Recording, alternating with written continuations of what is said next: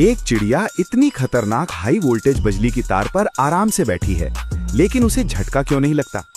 यही सवाल लाखों लोगों को कंफ्यूज करता है और आज हम 3D में इसका असली साइन समझेंगे। सबसे पहले चिड़िया के पैरों को ध्यान से देखिए। वो सिर्फ एक ही तार को छू रही है और यही इस पूरे रहस्य का सबसे बड़ा जवाब है। बिजली का करंट हमेशा बहने के लिए एक पूरा रास्ता यानी क्लोज्ड पाथ चाहता है। अगर उसके पास जाने और वापस लौटने का पूरा रास्ता नहीं होगा तो डेंजरस करंट फ्लो बन ही नहीं सकता।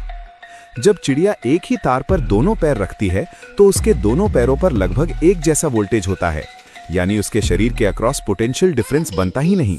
और जब पोटेंशियल डिफरेंस लगभग 0 हो तो चिड़िया के शरीर में कोई सिग्निफिकेंट करंट फ्लो नहीं होता, इसलिए उसे इलेक्ट्रिक शॉक महसूस ही नहीं होता। असल में करंट उस तार के अंदर ही बह रहा होता है, क्योंकि वहां रेजिस्टेंस बहुत कम होता है। चिड़िया का शरीर उस समय करंट के लिए कोई जरूरी ऑल्टरनेट पाथ प्रोवाइड नहीं कर रहा होता। बिजली हमेशा सबसे आसान रास्ता चुनती है और उस समय तार का रास्ता ही सबसे आसान होता है। इस पूरे मिस्ट्री का गोल्डन रूल बहुत सिंपल है। अगर शरीर के दो सिरों के बीच वोल्टेज डिफरेंस नहीं है तो डेंजरस करंट नहीं बहेगा और शॉक भी नहीं लगेगा। लेकिन इंसान के साथ खतरा इसलिए बनता है क्योंकि इंसान अक्सर एक तार के साथ जमीन या दूसरी लाइन को भी छू सकता है। जैसे ही शरीर के एक हिस्से पर अलग वोल्टेज और दूसरे हिस्से पर अलग वोल्टेज आता है, करंट शरीर से होकर गुजरने लगता है और यही इलेक्ट्रिक शॉक का असली कारण बनता है। चिड़िया सुरक्षित इसलिए रहती है क्योंकि वो आमतौर पर सिर्फ एक ही तार पर बैठती है। वो एक साथ दूसरी लाइन या ग्राउंड को टच नहीं करती। तो अब आप समझ गए, चिड़िया को शॉक नहीं लगता क्योंकि वो सिर्फ एक वायर पर होती है, जहां उसके शरीर के अक्रॉस डेंजरस वोल्टेज डिफरेंस बनता ही नहीं। लेकिन अगर वही चिड़िया एक साथ दो अलग अलग तारों को छू ले तो खेल पूरी तरह बदल जाता है। अब उसके शरीर के दोनों सिरों पर अलग अलग वोल्टेज होगा और यहीं से उसके अंदर डेंजरस करंट फ्लो शुरू हो सकता है। अब स्थिति समझिए, एक पैर पर एक वोल्टेज और दूसरे पैर पर दूसरा वोल्टेज। यही पोटेंशियल डिफरेंस चिड़िया के शरीर को करंट के रास्ते में बदल देता है। जैसे ही ये पूरा पाथ बनता है, करंट एक तार से चिड़िया के शरीर के अंदर से गुजरकर दूसरी तार तक जाने लगता है और यही इलेक्ट्रिक शॉक का असली कारण बनता है।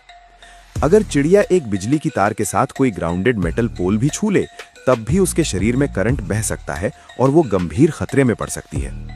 अब इंसान की स्थिति समझो। इंसान अक्सर जमीन पर खड़ा होता है। जैसे ही वो लाइव वायर छूता है, उसका शरीर करंट के लिए एक कंप्लीट पाथ बन जाता है। करंट तार से शरीर में प्रवेश करता है और जमीन तक पहुंचता है। यही फ्लो इलेक्ट्रिक शॉक, बर्न्स और कई बार जानलेवा दुर्घटना का कारण बन जाता है। यानी फर्क सिर्फ इतना है, चिड़िया आमतौर पर एक ही वायर पर होती है, जबकि इंसान अक्सर दो अलग पोटेंशियल वाले पॉइंट्स के बीच फंस जाता है। और एक बहुत जरूरी बात, हाई वोल्टेज लाइंस के पास सिर्फ वायर छूना ही नहीं बल्कि ज्यादा करीब जाना भी खतरनाक हो सकता है, क्योंकि वहां इतना ज्यादा वोल्टेज होता है कि बिजली हवा को आयनाइज करके आर्क बना सकती है।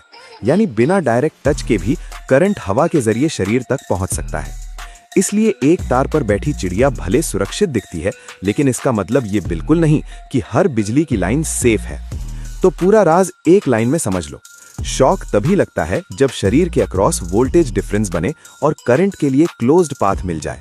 एक वायर पर बैठे बर्ड में ये पाथ बनता ही नहीं, इसलिए वो सेफ रहता है। अब आप समझ गए कि बर्ड्स को बिजली का झटका क्यों नहीं लगता।